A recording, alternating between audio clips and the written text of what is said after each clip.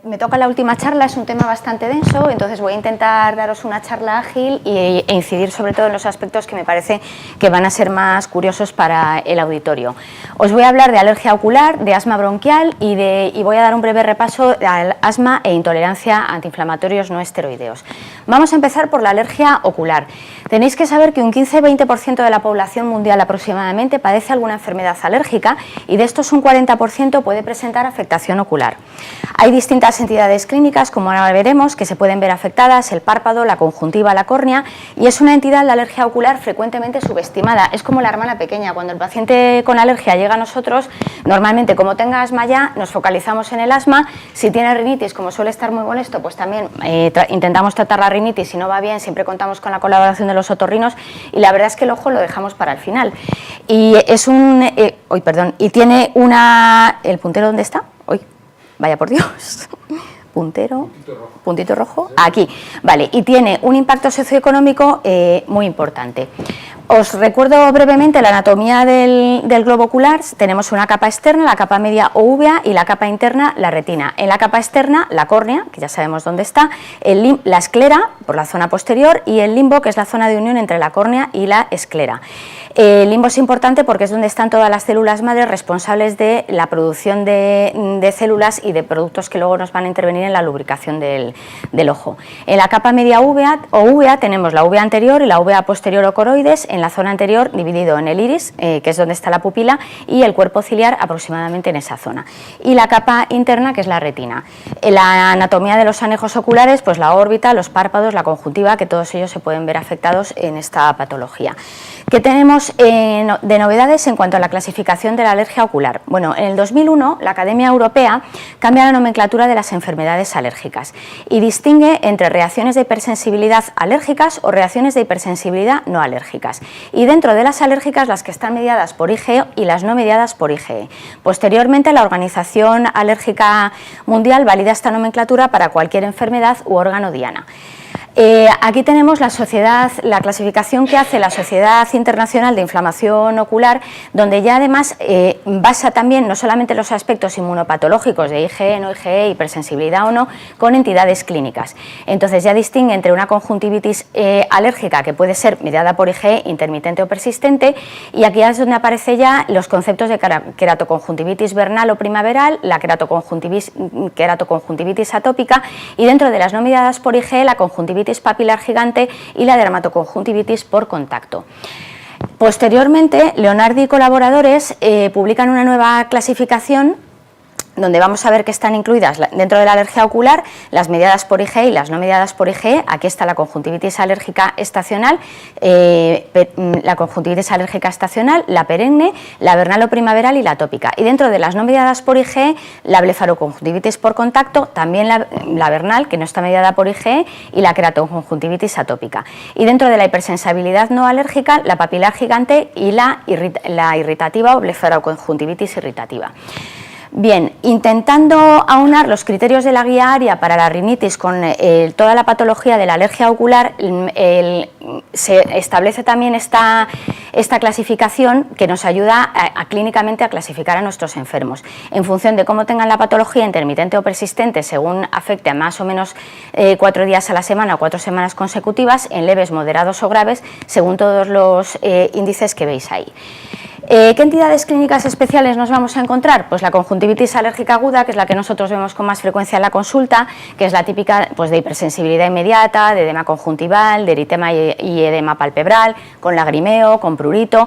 Normalmente la alergia solemos decir que es bilateral, pero ojo, porque a veces nos llega algún paciente a la consulta que tiene afectación monolateral, con lo cual, porque venga solo con afectación monolateral, no lo vamos a descartar a priori.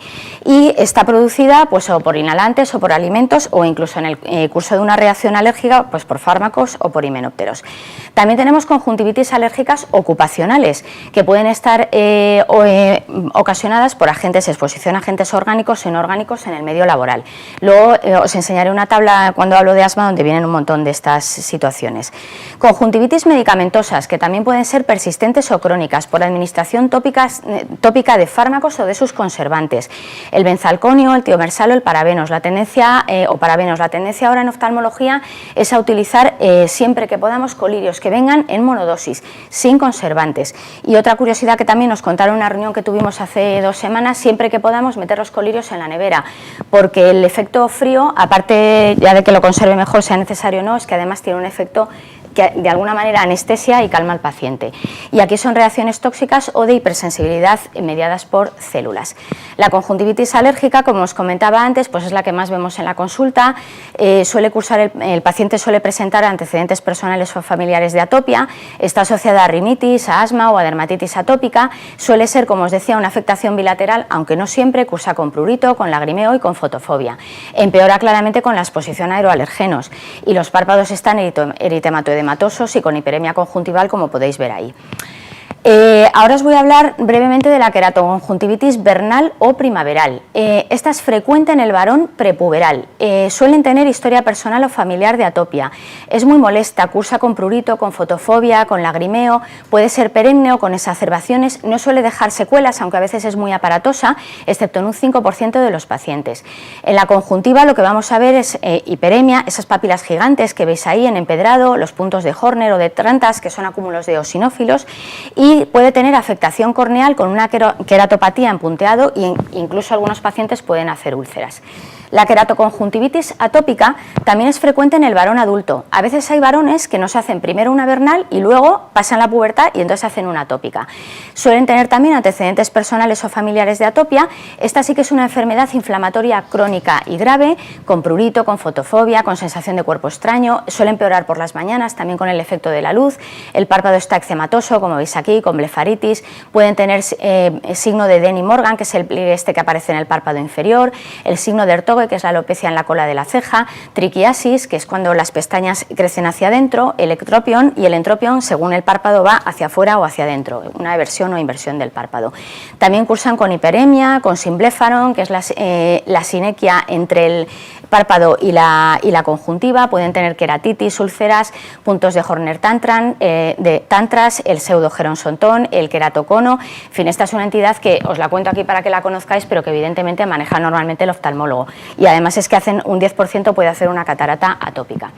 ¿Cómo tratamos la alergia ocular? Yo en el tratamiento en general me voy a detener poco porque creo que os lo han comentado antes y bueno, pues dan unas pinceladas generales. Hay que evitar los alergenos en el caso que sea remediable. Pues hombre, cuando hay un alérgico al polen siempre damos las típicas medidas de utilizar gafas en primavera, todas las medidas aislantes que podamos, compresas frías, lubricantes, como he comentado antes, tratamientos tópicos oculares. Yo aquí he de decir que bueno, se pueden utilizar muchas cosas, pero realmente nosotros en la consulta diaria lo que utilizamos es el antihistamínico, en casos muy puntuales el corticoide, pero en el momento que un ojo se complica lo que hacemos es remitirlo al oftalmólogo. Siempre nos apoyamos en el tratamiento oral con antihistamínico porque al final es más potente y se bloquea y se controla mucho mejor todas las secreciones y todo el tema inflamatorio en el ojo. Los antileucotrienos también están indicados, pero realmente para la alergia ocular los utilizamos poco en la práctica clínica. Y luego ya hay tratamientos tópicos nasales como la fluticasona y la mometasona, que tienen acción sobre la conjuntiva y también nos pueden ayudar. La inmunoterapia creo que os lo ha comentado antes la doctora Balugo y hombre, el omalizumab es verdad que viene en los libros, pero vamos, para una alergia ocular pues realmente no lo utilizamos porque como nos acaban de comentar tiene indicación solamente en el asma grave. Bueno, os voy a pasar ahora a comentar también el asma bronquial. ¿Qué sabemos de asma bronquial? Unos datos generales de epidemiología. Bueno, pues que afecta a personas de toda condición y edades, que según el informe de la OMS del 2004 hay 300 millones de afectados en el mundo, que es la enfermedad crónica más frecuente en la infancia, que supone una alteración en algunos casos muy grande de la calidad de vida, que igual que os decía antes con la alergia ocular tiene un impacto socioeconómico enorme y según la GINA del 2009 afecta entre un 1 y un 18% de la población. La mortalidad afortunadamente cada vez la vemos menos, pero es verdad que la mortalidad se ve más en países con ingresos bajos y medios bajos. Y en los últimos años, según los datos generales de epidemiología, parece que la prevalencia está estancada, aunque yo creo que esto también depende del medio en el que nos movamos. ¿Cuál es la definición de asma según la GINA del 2016, que ahí no ha salido? Bien, bueno, pues ya lo sabéis, el asma es una enfermedad crónica, frecuente, potencialmente grave, que suele ser una carga para los pacientes, sus familias y la sociedad, y también depende mucho de qué tipo de asma nos encontremos, que provoca síntomas respiratorios, limitación a la actividad y sobre todo que se presenta con exacerbaciones. A ver, normalmente un paciente que llega a la consulta no le gusta oír que tiene asma, aunque supongo que os parecerá curioso. Siempre es como, no, bueno, yo utilizo Ventolin pero no tengo asma porque es que lo utilizo solo en primavera. Es importante explicarles que es una enfermedad que en los casos benignos, que son la mayoría de los que vemos nosotros, cursa con exacerbaciones. Entonces yo les explico que normalmente lo que tienen es una predisposición y que en algunos momentos se van a exacerbar y es cuando van a necesitar su medicación. En ocasiones es verdad que necesitan una asistencia médica urgente y bueno, a veces pues puede ser mortal. Según la guía española para el manejo del asma, la última versión, que es la 4.2, bueno, pues toda esta definición enorme que tenéis aquí, ya sabéis que es un síndrome, una enfermedad inflamatoria crónica, donde hay también aspectos genéticos relevantes, hay una hiperrespuesta bronquial con una obstrucción variable del flujo aéreo, que es total o parcialmente reversible, que bien puede revertir de forma por acción de la medicación o de forma espontánea. Bueno, esto es un tema que está cada vez más de moda en los últimos años y que me parecía interesante traer aquí. Cuando llega un asmático a la consulta, no todos son iguales y además es que cada vez tenemos más información sobre qué tipo de paciente nos podemos encontrar. Y además, como pasa en medicina, esto no son compartimentos individuales, quiero decir que los pacientes a veces también están mezclados en varios de estos conceptos. Un paciente con asma, los fenotipos asmáticos que conocemos hoy día, pues tenemos unos clínicos o fisiológicos, hay asmas graves, con exacerbaciones graves, asmas refractarias al tratamiento, de inicio precoz, tardía, con limitación al flujo aéreo, el asma y obesidad. Hay fenotipos que están relacionados con desencadenantes, el asma alérgica, que es lo que vemos fundamentalmente nosotros, o el inducido por antiinflamatorios no esteroideos. Hay asma también inducida por la menstruación, en los días justo antes de tener la menstruación en algunas mujeres. Hay asma inducida por ejercicio y luego están los fenotipos inflamatorios, pues la eosinofílica, la neutrofílica y la paucigranulocítica. Entonces, como veis, esto bastante complicado. Y además se complica más con los niños que tienen sibilantes. Es decir, los niños que llegan a la consulta del pediatra con sibilantes, pues tenemos todos estos tipos. Los que son precoces transitorios, que empiezan antes del primer año. Los que tienen sibilancias persistentes, no atópicas y que persisten hasta los 6 años. Y luego los que normalmente solemos ver nosotros, que empiezan ya con síntomas a partir de los 6 años y que suelen ser de inicio tardío y que suelen ser atópicos. Como os comentaba antes, hay excepciones para todos los gustos. Hombre, normalmente cuando nos llega a la consulta un niño de 2-3 años, la mayoría de las veces está metido en estos dos compartimentos. Entonces son niños que evolucionan bien, que son prematuros la mayoría de las veces, que van a guardería, que tienen hermanos mayores y que se infectan a menudo y a partir de los 5 o 6 años mejoran ya que el tema se olvida. Es verdad que suele ser un factor de riesgo para luego caer en este saco, pero cuando nos llegan ya a partir de los 5 o 6 años con asma, la mayoría de ellos ya tiene pruebas positivas de alergia y va a seguir otro camino. Y aquí, como decía, la mayoría de las veces van bien y son con pruebas negativas, pero es verdad que también vemos niños de 2 y 3 años que muy pronto empiezan ya con pruebas IgE positiva y bueno, que tenemos que hacer un seguimiento porque sabemos que a la larga les vamos a acabar vacunando.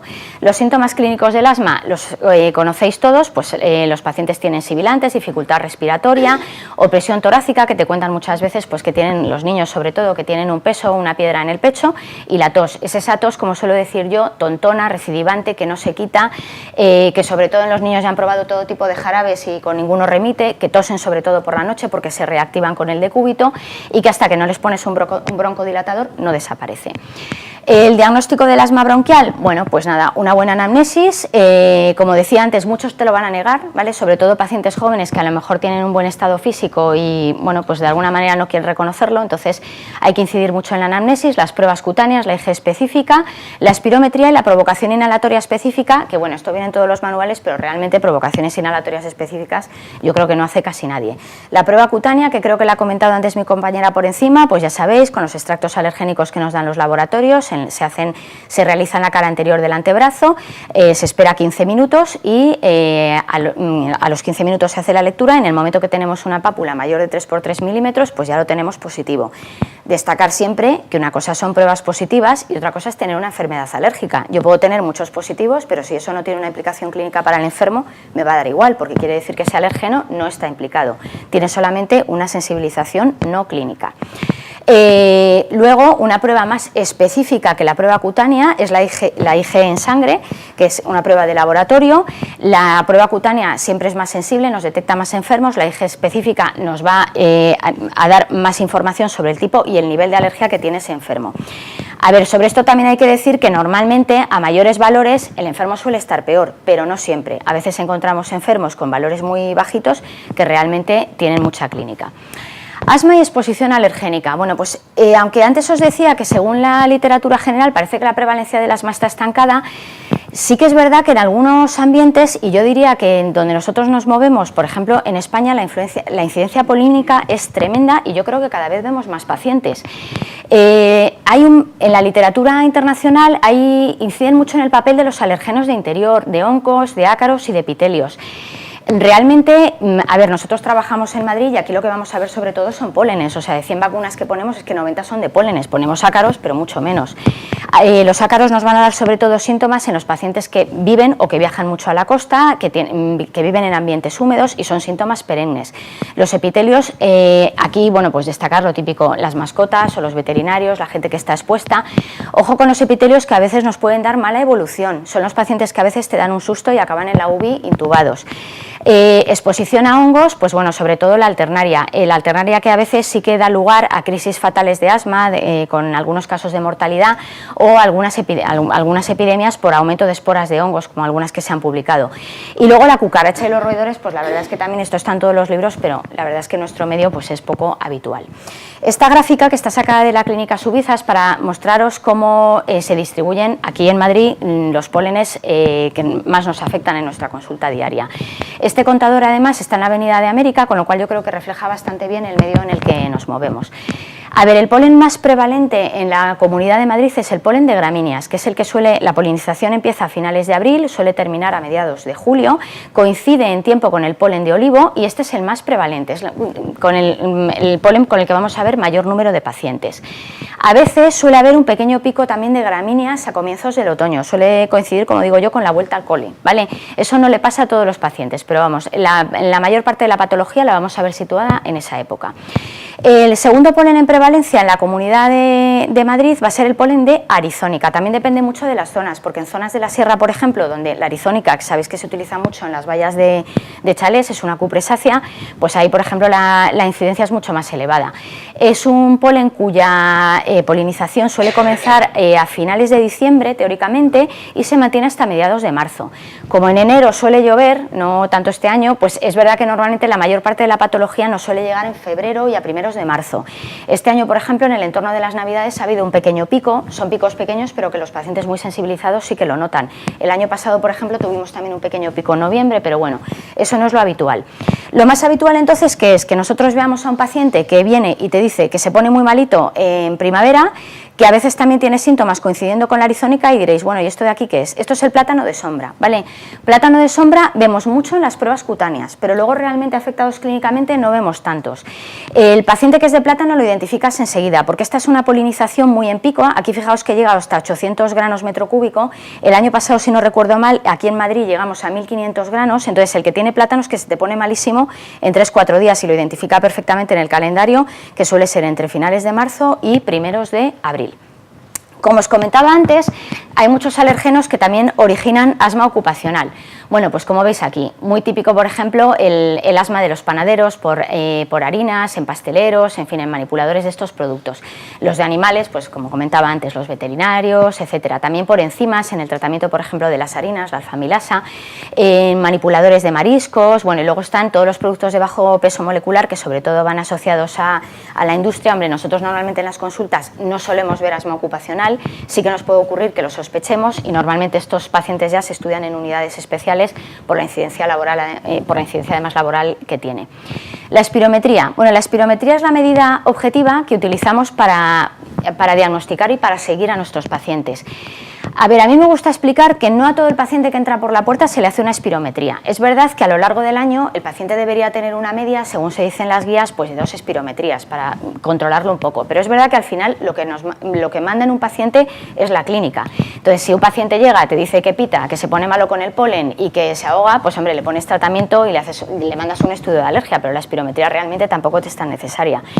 Se puede hacer por encima de los 6-7 años, en las guías pone a partir de los 6, con 6 años es difícil que un niño te haga una espirometría bien, hay algunos que son muy avispados y te la hacen. En cualquier caso, si se necesita, yo recomiendo empezar a hacerla porque siempre sirve de ensayo, con lo cual así luego ya se van acostumbrando y te la hacen bien. Para hacer una buena espirometría debemos tener una aspiración de por lo menos 6 segundos y hay que hacer al menos 3 maniobras, salvo que el paciente te la haga muy bien a la primera, que eso es bastante raro. Y medimos todos estos parámetros, aquí tenéis las gráficas, bueno, esto es una espirometría normal, esto es el aire expirado, esto es el aire inspirado, esta es la curva normal. En el momento que tenemos un trastorno obstructivo, veis que la curva está aquí como empujada hacia adentro y esto sería un patrón restrictivo, con lo cual ya nos descartaría asma, exceptuando aquellos casos, es decir, que aunque yo vea esta espirometría, el paciente puede tener asma porque puede tener un patrón restrictivo por atrapamiento aéreo, ¿de acuerdo? Nos confirma el diagnóstico si la mejoría en el FEV es mayor del 12% de 200 mililitros tras el broncodilatador, 4 puffs de salbutamol inhalado, o si la mejoría es de un 20% del BEMS o de 200 mililitros tras 2 semanas con tratamiento de corticoide sistémico o 2 a 8 semanas de corticoides inhalados. Bien, el feno. Bueno, el feno es la medida de óxido nítrico en aire exhalado. Esto es una prueba más que nos ayuda en el diagnóstico de los pacientes. El óxido nítrico está producido por las N-osintetasas que aumentan por la inflamación. Las cifras normales son estas que veis aquí. La sensibilidad y especificidad es buena en no fumadoras y si no se usan corticoides inhalados. Y un valor normal no excluye el diagnóstico. Esto es una prueba que tampoco hacemos a todos los asmáticos, pues la hacemos sobre todo en caso de duda, se hace a los niños, cuando tampoco tenemos cierta constancia de si están cumpliendo o no el tratamiento, y es una prueba más de apoyo en la consulta. Bueno, en este diagrama he intentado, que viene en la guía, en la GEMA 4.2, pues está reflejado todo lo que os he contado hasta ahora, cómo diagnosticar al paciente, pero bueno, esto como decía, como estabais comentando antes, las guías están muy bien, pero es verdad que al final cuando te llega un paciente en el que tienes la sospecha de asma, a la mínima le pones tratamiento, porque es que además para nosotros el tratamiento tiene unas funciones yubantivos, es que el paciente que mejora ya sabes que tiene asma y en el momento que no mejora pues muchas veces empiezas a buscar otras causas, pero vamos, normalmente enseguida los tratamos. ¿Cuáles son los objetivos del tratamiento? Bueno, los objetivos del tratamiento para mí es que el paciente se encuentre clínicamente bien. Es decir, si yo a ese paciente le echo una espirometría y la espirometría no está bien, tampoco me tengo que empeñar muchas veces en que la espirometría llegue a valores normales, porque a veces no lo vamos a conseguir. Pero en cambio lo que sí tengo que conseguir es que a veces tengo un paciente con una espirometría normal, pero que me dice que se ahoga. Entonces lo que tengo es que quitarle esa sintomatología. Para ello, bueno, pues también tengo que saber que aparte de que tenga una buena calidad de vida y que pueda realizar todas sus actividades, no solamente el ejercicio físico, porque os sorprenderá que en el medio que nosotros nos movemos, habitualmente un medio cultural medio alto, mucha gente todavía no hace deporte. Entonces, claro, les preguntas, ¿tiene síntomas con el deporte? Y te dicen, no, claro, es que no hace deporte. Entonces, ¿qué es lo que ocurre? Que a lo mejor sube 4 pisos y se ahoga, con lo cual ya lo tienes. Entonces, hay que preguntar, ¿vale? Hay que mantener, entonces, como decía, una función pulmonar o casi normal y, sobre todo, que no utilicen el Ventolin más de 2 veces a la semana, porque, claro, a veces te dicen que están fenomenal y están utilizando Ventolin todos los días, con lo cual tampoco me sirve, ¿vale? A largo plazo, lo que tengo que prevenir son las exacerbaciones, la mortalidad, por supuesto, minimizar la pérdida progresiva de función pulmonar. Creo que la doctora Balugo antes también nos ha comentado algo de la remodelación, que es también un concepto que está muy de moda. A ver, hay que explicarle a un paciente que si yo utilizo Ventolin estoy tratando solamente la reversibilidad de la vía bronquial, pero no estoy tratando la inflamación de la pared bronquial. Eso solamente lo voy a tratar con un corticoide y eso a veces les cuesta un poco entenderlo. Si yo no trato la inflamación de la pared bronquial, eso tiene implicaciones a largo plazo. ¿Por qué? Porque la vía aérea se remodela y una vez que se remodela es más difícil de tratar. Bueno, aquí los tratamientos del asma, que como digo lo voy a pasar un poco por encima. Bueno, pues entonces tenemos los broncodilatadores de acción corta, los broncodilatadores de acción larga y un montón, cada día tenemos más, de corticoides inhalados. Lo que más utilizamos en la consulta, las asociaciones entre broncodilatadores de acción larga y los corticoides. Unas son más potentes, otras son menos potentes.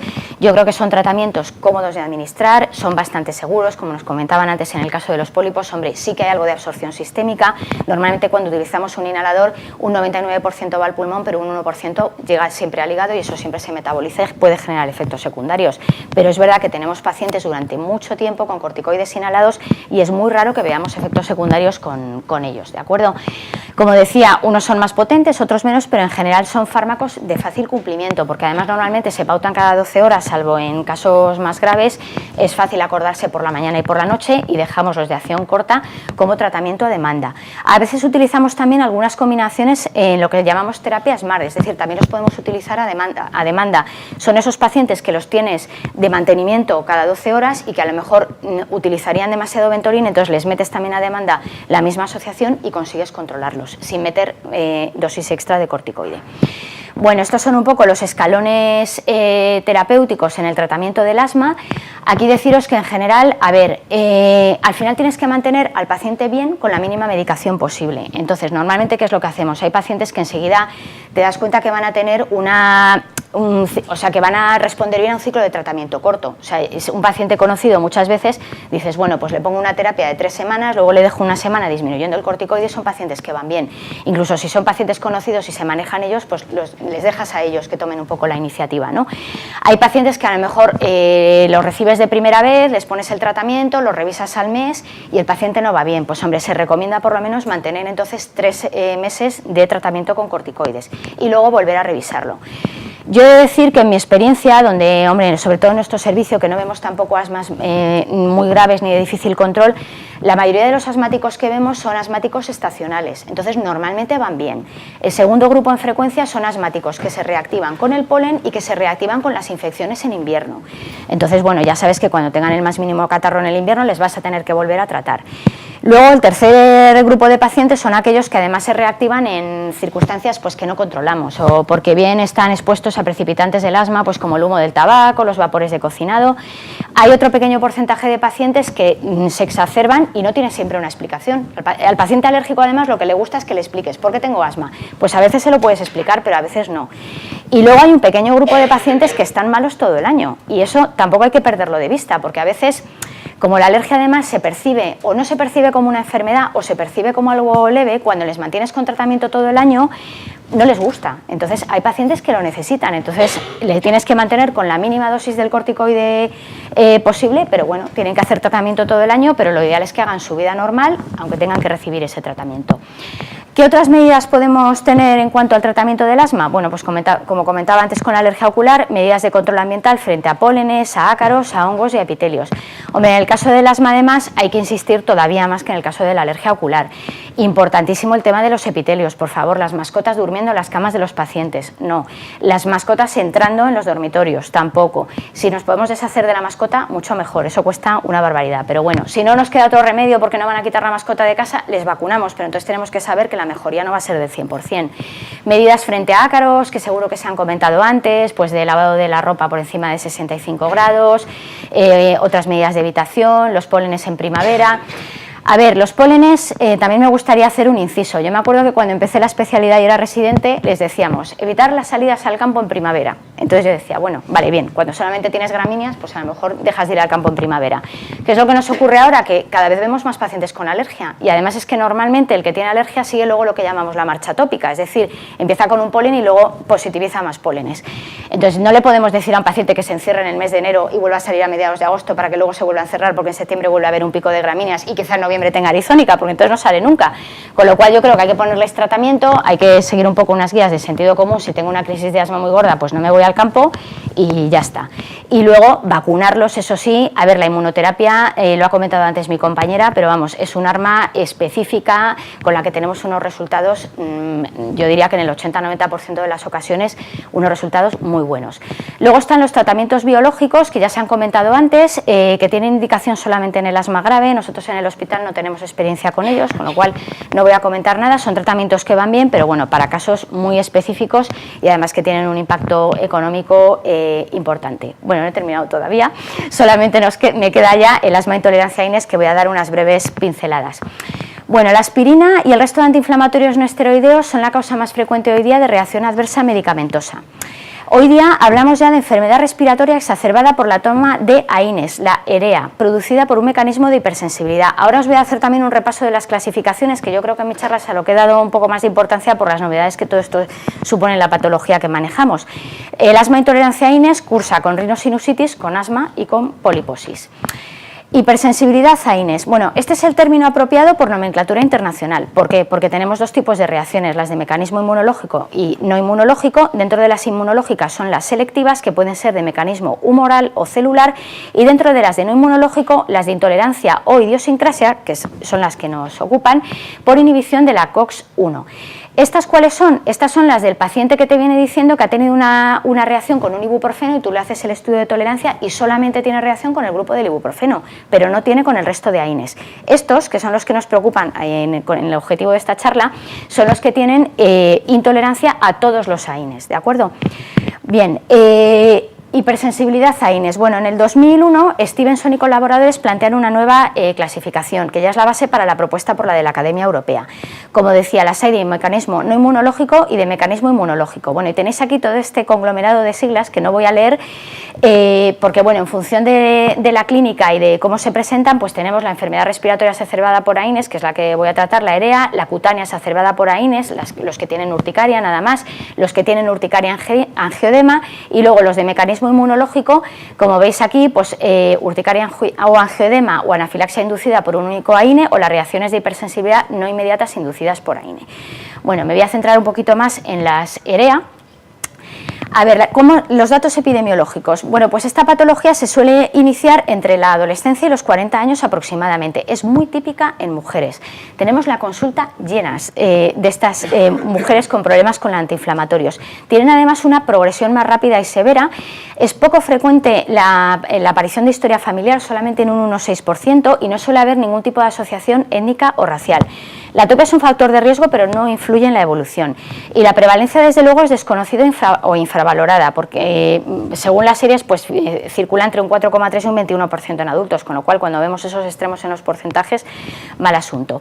¿Qué clínica tenemos? Bueno, pues la clínica, la típica: congestión nasal, rinitis crónica, sinusitis, hiposmia, poliposis nasal, asma. La hiposmia y la anosmia aparecen en la mayoría de los pacientes. De hecho, he encontrado en la literatura que si no hay alteraciones en el olfato se descartaría el diagnóstico en un 85% de los casos. La poliposis con la que suelen venir es grave y difusa y suele ser más agresiva que la común. Aquí también me gustaría comentar que otra cosa que yo creo que ha cambiado radicalmente es que cuando yo empecé la especialidad, cuando nos venía un paciente de estos, era un paciente en el que ya descartábamos el estudio, no es que lo descartábamos, lo hacíamos, pero el estudio alérgico era negativo, porque normalmente tenían esta asociación de síntomas, pero no cursaban con pruebas positivas. Hoy día cada vez vemos más pacientes con esta clínica y que además tienen alergia, ¿de acuerdo? Bien, asma y EREA, bueno, pues puede aparecer en la infancia y en la adolescencia, pero lo más frecuente es entre 3 meses y 5 años tras la aparición de la congestión nasal y de los pólipos, ¿de acuerdo? Suele ser un asma moderada, grave o de difícil control. Estos pacientes en general no nos gustan demasiado, son de los que no van bien, ¿vale? Y además necesitamos, desde luego, la colaboración de los otorrinos para el tratamiento de los pólipos. La evitación de los antiinflamatorios, desde luego, no asegura la desaparición del asma. El asma progresa y persiste. ¿Qué puede desencadenar en estos pacientes la toma de antiinflamatorios? Bueno, pues una rinorrea, lo que es una reacción alérgica realmente, la rinorrea intensa o hidrorrea con congestión nasal, la inyección conjuntival y edema periorbitario, y luego ya pues el resto de componentes de una reacción alérgica, laringoespasmo, broncoespasmo, pueden aparecer síntomas extrapulmonares, como veis aquí, y también síntomas sistémicos. ¿Cuál es la forma de diagnosticar la EREA? Bueno, pues la prueba de provocación, no queda otra, porque también es verdad que, como esto es medicina, siempre hay excepciones, y hay veces que vemos pacientes con pólipos y pacientes con asma y resulta que luego no tienen el problema de la intolerancia a AINES, con lo cual hay que demostrarlo. Por supuesto, la provocación hay que hacerla siempre en unidades de provocación, siempre en un hospital, siempre con una UBI al lado por si las cosas se ponen mal, pero bueno, realmente es la prueba oro y es la prueba que tenemos que realizar para el diagnóstico. No queda otro remedio. ¿Cómo se trata la EREA? Bueno, pues hay que tratar la enfermedad de base, como comentaba antes, tratamiento del asma, con las pautas que ya hemos marcado, tratamiento de la poliposis nasal, que corre a cargo de los otorrinos. Hay que evitar los inhibidores de la COX-1 y hay que comprobar tolerancia a los inhibidores de la COX-2, claro, porque no vamos a dejar al paciente sin antiinflamatorios. ¿Qué inhibidores de la COX-2 damos? Pues normalmente en nuestra unidad, por ejemplo, utilizamos el Coxib, un Coxib y el Meloxicam. En el momento que toleran un Coxib ya permitimos el grupo entero y luego también probamos tolerancia con el Meloxicam. Yo os diría que en torno a un 70% de pacientes toleran los inhibidores de la COX-2, con lo cual no suele haber problema. Hay pacientes que no los toleran, con lo cual en esos pacientes probamos también la nabumetona. Si la toleran, estupendo, y si no la toleran, pues no nos quedan ya muchas más alternativas. En estos pacientes hay que comprobar la tolerancia a paracetamol siempre a dosis por encima. Yo he encontrado de 650. Yo normalmente cuando les veo en la consulta les digo que hasta que no se les haga el estudio solamente les permito el paracetamol hasta 500 y normalmente luego ya en nuestra unidad comprobamos 1 gramo. En algunos centros se comprueba hasta 2 gramos, pero realmente tomar un paracetamol de 2 gramos no es tan habitual. Pues a lo mejor en pacientes que tengan alguna otra patología que lo necesiten sí se puede comprobar, pero vamos, comprobar tolerancia de 1 gramo es suficiente. Y como se ha comentado antes, en el tratamiento de los pólipos, la desensibilización con aspirina, si el asma es de difícil control o hay una poliposis recurrente, pues es una opción, ¿vale? Nosotros hacemos desensibilizaciones a aspirina, pero la verdad es que por estos casos no hemos hecho ninguna. Se recomiendan dosis de mantenimiento de 325 miligramos al día. En nuestra unidad se hacen siempre en UBI, con un alergólogo presente. Es un protocolo que dura, depende del paciente, pero más o menos calculad por encima que unas 6 horas, con control absoluto. Y hombre, la desensibilización como tal suele ir bien, ¿vale? Ya digo, en este tipo de pacientes pues no hemos tenido experiencia hasta ahora. Y yo creo que nada más.